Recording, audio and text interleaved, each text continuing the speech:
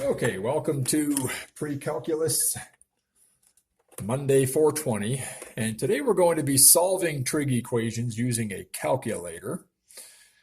And you may not need to copy each step. I only have them here to guide our thinking, but it wouldn't hurt to pause the video and copy them, okay? All right, write down this problem, please. We want the tangent theta equaling 12.8044, where theta is between 0 and 2 pi. And here's the first question we want to ask to guide our thinking.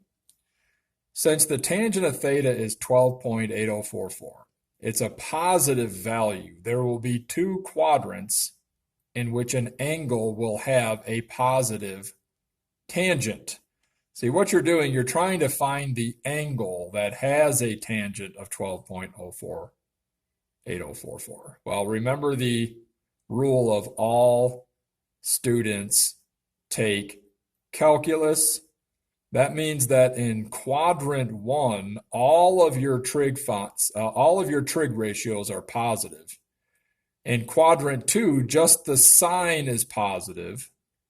Okay. In quadrant 3, just the tangent is positive. And in quadrant 4, just the cosine is positive. And they're reciprocals. So what's the secant is the reciprocal of the cosine, the cotangent, and then the, goodness, I can't think of the word, the secant, the cosecant, okay, for the sine. Now, therefore, 12.84, okay, you're going to have an angle in quadrant 1, okay, that will give you a tangent of 12.8044. But you'll also have one in quadrant 3. Okay, so 1 and 3 are the two quadrants in which we will get a positive tangent. Question 2. If the tangent of the unknown angle is 12.8044, then we do the inverse tangent. Now, make sure you are in radian mode, okay? Make sure you're in radian mode. There we go. So in your calculator, radian mode, second function, inverse tangent, put in 12.8044, close it up, hit enter, and you should be seeing 1.4929. Okay, that's that many radians. Okay, what quadrant does that lie in? Okay.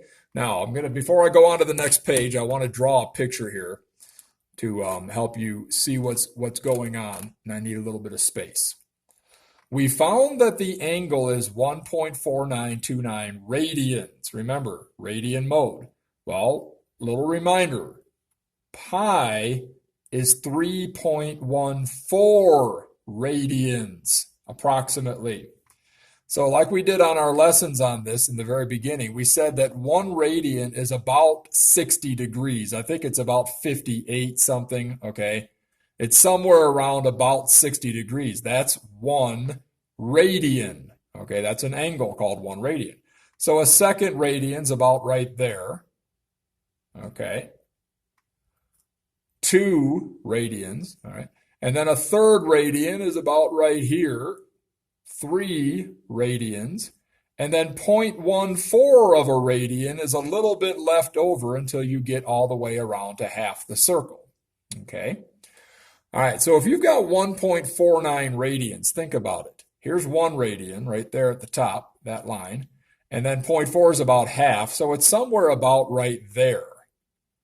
Right there, I'm going to use a different color here. Right there is approximately 1.4929 radians. So if I make an angle coming this way, straight across, that's called a reference angle, okay? Straight down right there and keep going through. I'm now in quadrant 3, and I've got this angle right here, or the whole angle all the way around. Now, there we go, okay? You're going to see me talk about that in a moment, but for right now, you just got all that going all the way around. Well, what is that? What is that angle that I just made all the way going around there? isn't it just 1.4929 added to pi? Because I came straight down from 1.4929. I just kept going straight, and I'm in quadrant 3. So what am I adding to this point right there? There's theta. That's the 1.4929. I'm adding 1 pi, half the circle. That's how I get another angle. So drawing this angle on a unit circle and creating a reference angle will visualize us where a second possible solution lies. Now, the reference angle in our case is just like I said, adding pi. That's because that works for tangent. All right, so keep that in mind for the other ones, that it's not going to work the same way, but I'll show you. All right, so we add pi to 1.4929, and a second solution would be 4.6345. So back to my picture here. Okay, this picture that I had where I wrote that question mark, what angle is that all the way around? All the way around, it's 4.6345 radians.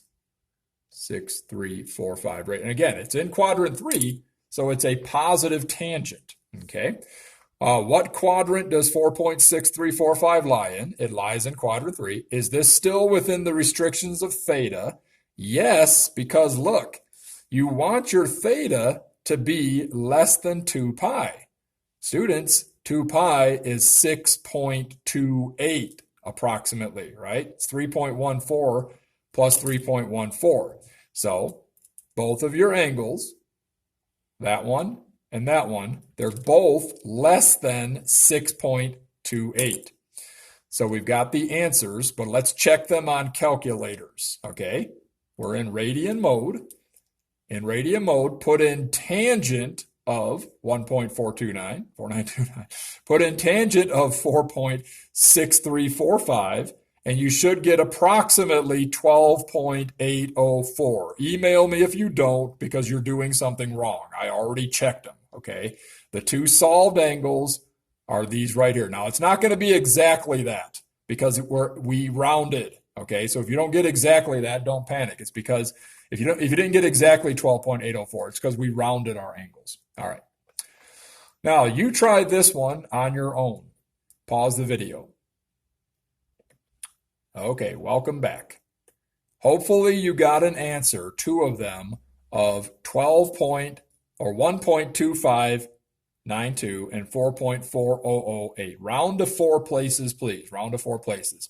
Now, if you check those in a calculator, if you put in tangent of 1.2592, it's not going to be exactly 3.1044 because you rounded. Same with the 4.4008. Email me if you didn't get those answers. Okay, now let's look at one for the cosine. This is going to be different. You're not going to add pi necessarily, and we'll see why when we look at a picture. Copy that problem down. Okay. And since the cosine of the unknown angle is a negative value, there will be 2 quadrants in which an angle will have a negative cosine. Again, go back to your all students take calculus. The cosine is positive in quadrant 4, and they're all positive in quadrant 1. So the 2 angles we're looking for are in quadrant 2 and 3.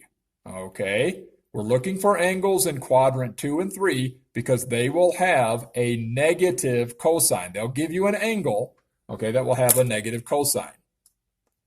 If the cosine of x is negative 4.317, then let's do the inverse. Okay, so second function inverse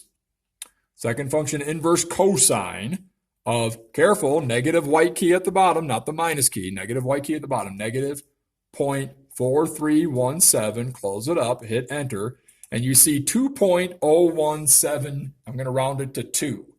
2.017 and 2, all right? So your answer is 2.0172, and what quadrant does that lie in? Again, that's the number of radians. Well, there's 3 radians approximately on half the circle, 3.14. So one of them, 2 of them, it's somewhere there in quadrant 2 is 2.017 radians. Now, check this out.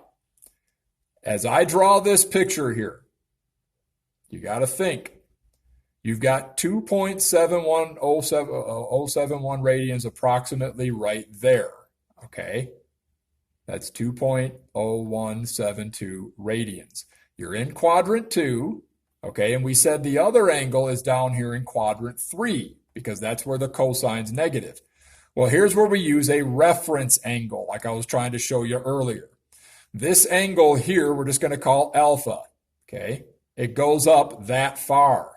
Another angle will come down that far from this line, okay? We'll call that alpha as well. It's just the same distance. It's just coming from this x-axis right here, okay? And think about it. If you look at your unit circle, it's always like this.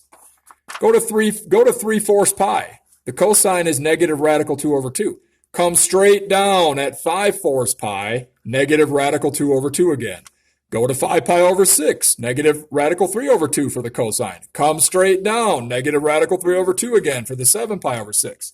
So that's essentially what you're doing. You're saying there's an angle there of 2.0172 that has a cosine that we want of the negative 4.4 something. Negative 4.417. Okay, it was negative 0.4317. Okay, what I'm saying is this angle right there has a cosine of negative 0.4317. Coming straight down, there's an angle right there that will also have a cosine of negative 0.4317. Just like they all are on the unit circle when you come straight down. Okay, so how do you find that angle? Well, you've got to add something here. You've got 2.0172, okay, like that. And if I take it away from pi, isn't that going to be my alpha value? Because this is pi right here. The whole thing is pi all the way around. All right, so in your calculator, if you want to keep your exact answer, you can, and just minus second function pi, okay, or pi minus 2.0172. You see 1.1244. So that this distance here is 1.1244. That's what we have to add to make up a complete 3.14 approximately. So I've got to add that and add it again, 1.1244, to get to this point here. So you're essentially doing 2.0172 added to 1.1244 and another 1.1244. Add all that up in your calculator and pause the video because I've got the answer on the next page. Okay, it should have been 4.2660 is the other answer. Now I'm just going to check it real quick. 2.0172 plus, what did we add? 1.2244 plus another 1.244. And that gives you, nope, sorry, 2.0172 plus 1.1244 plus 1.1244.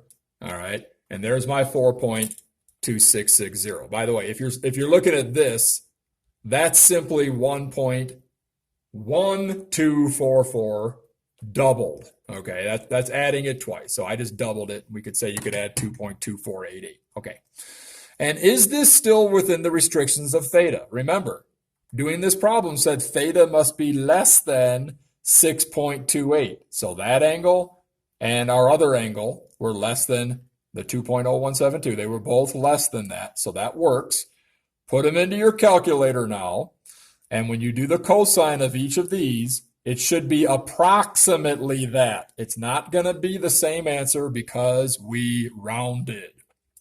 All right, if you can do this one on your own, please do. Pause the video. All right, email me if you did not get those two answers right there. Oh, there we go. I'm sorry. Okay, we're all done then. Okay, have a good night, and we'll see you tomorrow.